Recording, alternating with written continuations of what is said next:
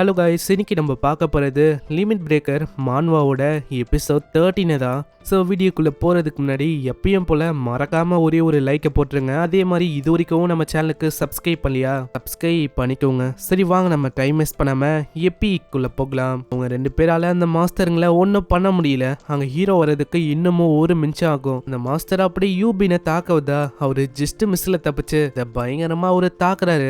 அந்த மாஸ்டரை தாக்கும் போது சைல இருக்க அந்த மாஸ்டர் தாக்குவதா அங்க யூக்கு இது தெரிய வர யூ அவளோட ஸ்லைஸ் மேஜிக் வச்சு எப்படி அங்க காப்பாத்துறா. நம்ம வந்து எப்படியோ ஒண்ணுத்த நம்ம கொன்னுட்டோம், இருந்தாலும் இதை வந்து நம்மளால கொல்ல முடியுமா நம்மளுக்கு சரியா தெரியல. நம்ம விட்டு கொடுக்க கூடாது, எப்படியாச்சும் இதை கொல்லணும். நான் மத்த ஹியூமன் ஃபேஸ் மாஸ்டரை கம்பேர் பண்ணா இது வந்து ரொம்ப பலசாலியா எனக்கு தெரியுது. ஹியூமன் பசங்களா, உங்கள யாருமே இப்போ உயிரோட போக போதில்ல, எல்லாரையுமே அப்படியே நான் கொல்ல போறேன். அதே மாதிரி நாங்க எல்லாருமே டிரான்ஸ்பிளான்ட் ஆன ஒரு ஹியூமன் தான். எங்களால திரும்பவும் ரீபான் ஆக முடியும். நாங்க எல்லாருமே இம்மார்டல் பீயிங்ஸ். எல்லாருக்குமே எங்களை எப்படி தெரியும்னா நாங்க தான் ஒரு நியூ ஹியூமன்ஸ். இப்படி இது பேசுறத பார்த்து அவரு ரொம்ப ஆச்சரியமா வராரு.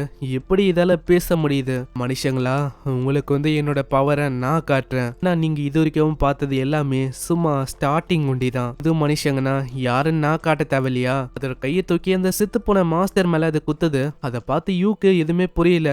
அட இருங்க, அது வந்து அப்சர்வ் பண்ண நினைக்கிறேன். அது நல்லா பாருங்க, அது வந்து செத்து போன மாஸ்டரை அப்சர்வ் பண்ணி இப்போ ஒரு புது விதமான கிரியேச்சரா மாறுது.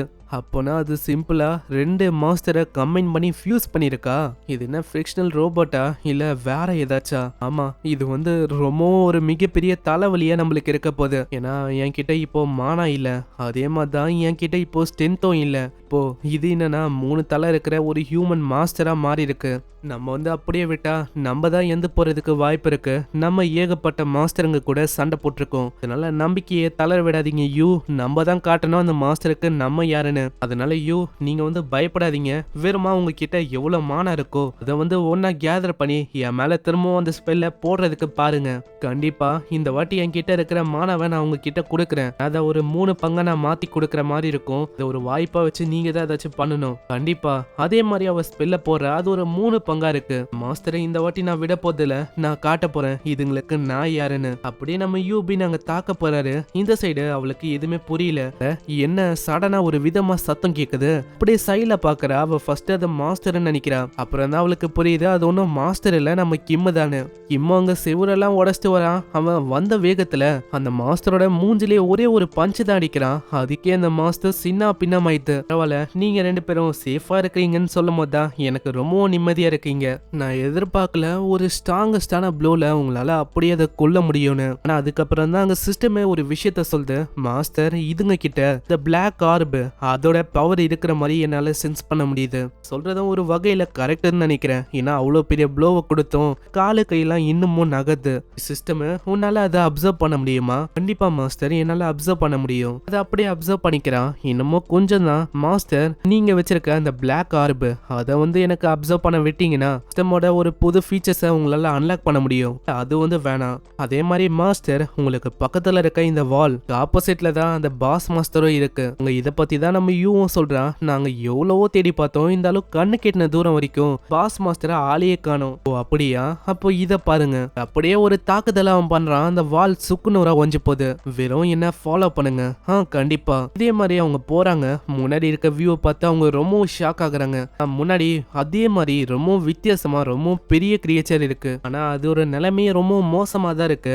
அந்த கிரியேச்சர் கிட்டயும் இதுக்கு முன்னாடி பார்த்தா அந்த அன்னோனான கிரியேச்சர் அதுங்க கிட்ட எப்படி அந்த பிளாக் ஆர்ப் இருக்கு. அதே மாதிரி இந்த பாஸ் மாஸ்டரா இருக்கிற இந்த கிரியேச்சர் கிட்டயும் அந்த பிளாக் ஆர்போட பிராக்மெண்ட் வந்து அங்கேயும் இங்கேயும் இருக்கு. மாஸ்டர், இப்போ உங்க முன்னாடி இருக்க அந்த கிரியேச்சர் அதோட நிலைமை ரொம்ப மோசமா இருக்கு. இதுவே உங்ககிட்ட கேக்குது நீங்க என்ன கொன்றுங்கன்னு. சோ நீங்க கொன்றுங்க, ஏன்னா அப்பதான் உங்களால இந்த டஞ்சனை விட்டு வெளியில போக முடியும். அங்க அந்த மாஸ்டர் கிட்ட போனவனே அந்த ஆர்ப் வந்து பயங்கரமா ஜொலிக்குதா.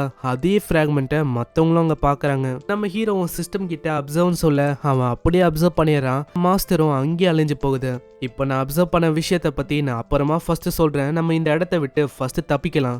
அவரு சொல்றது கரெக்ட் தான், நம்ம தப்பிக்கலாம். இதே மாதிரி அவங்க வெளியில போறாங்க. வெளியில எல்லாருமே ரொம்ப ஷாக் ஆகுறாங்க.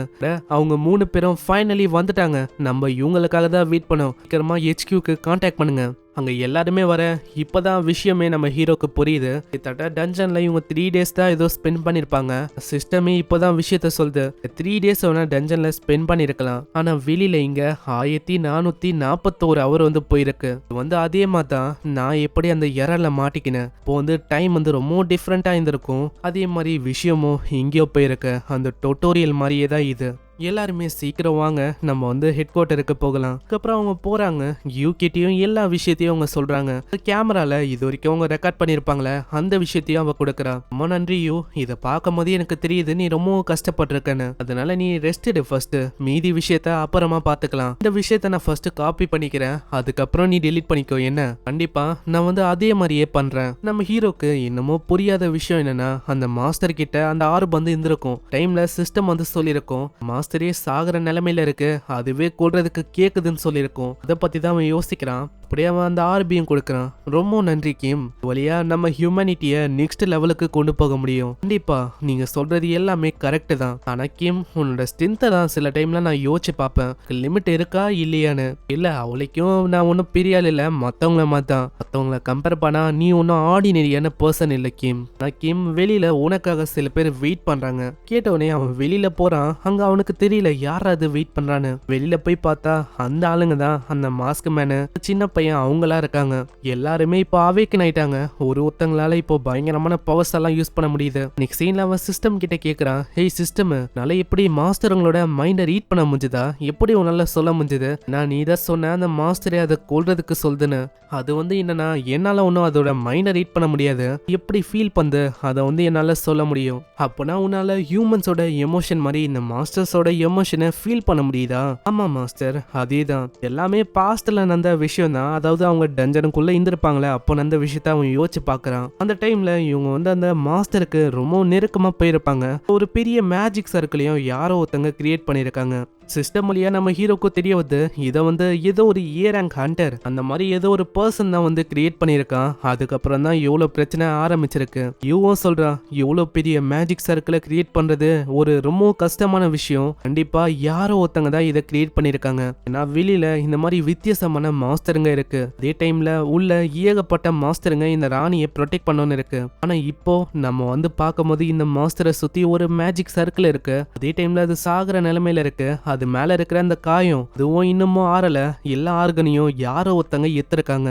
கெட்ட ஆர்கனை விட்டுட்டு எதெல்லாம் யூஸ் ஆகுமோ எல்லாத்தையுமே அவங்க தூக்கிட்டாங்க. அதுக்கப்புறம் தான் நம்ம இந்த டஞ்சனுக்கே வந்திருக்கோம். இப்போதான் நம்மளுக்கு தெரியுது இது ஒரு ஆர்டிபிஷியலா உருவாக்கப்பட்ட ஒரு டஞ்சன் தான். ஏன்னா வெளியில இருக்க அந்த மாஸ்டர் அதுங்களும் அன்னோனா ஆர்டிபிஷியலா யாரோ ஒருத்தங்க கிரியேட் பண்ணிருக்காங்க. அப்போனா கொரியாலையும் இந்த மாதிரி ஆளுங்க இருக்காங்க. அவங்களோட எக்ஸ்பெரிமெண்ட்டை வச்சு இந்த மாஸ்டருங்களை ஏதோ ஒன்று பண்றாங்க. ஆனா ஏதோ ஒன்று நம்ம இப்போ வெளியில போகணும். ஸோ இப்படிதான் நடந்திருக்கும். இதெல்லாம் அவன் வீரமா அங்க யோசிச்சு பாக்குறான். ஆனா இன்னமும் தெரியல இந்த டஞ்சனுக்கு பின்னாடி யாரு இருக்கான்னு. ஏன்னா அவங்க ஒரு டஞ்சனையே கிரியேட் பண்ணிருக்காங்க. அதுக்கும் மேல எவ்வளவு மாஸ்டருங்க மேல ரிசர்ச்சையும் பண்ணிருக்காங்க. உங்களால ஒரு பாஸ் மாஸ்டரையே கிரியேட் பண்ண முடியுதுன்னா அவங்க எப்படிப்பட்ட ஆளா இருப்பாங்க? யார் அது? அதெல்லாம் நம்ம போக போக பார்க்கலாம். ஏன்னா இங்கேயே இந்த எபிசோடு முடியுது. மறக்காம கீழே ஒரு லைக்கை போட்டுருங்க. ஏன்னா அப்பதான் நிறைய பேருக்கு ரெக்கமெண்ட் ஆகும். அதே மாதிரி இது வரைக்கும் நம்ம சேனலுக்கு சப்ஸ்கிரைப் பண்ணலையா? சப்ஸ்கிரைப் பண்ணிக்கோங்க. நான் உங்களை நெக்ஸ்ட் எபிசோட்ல சந்திக்கிறேன். தேங்க்யூ ஃபார் வாட்சிங். சைனரா.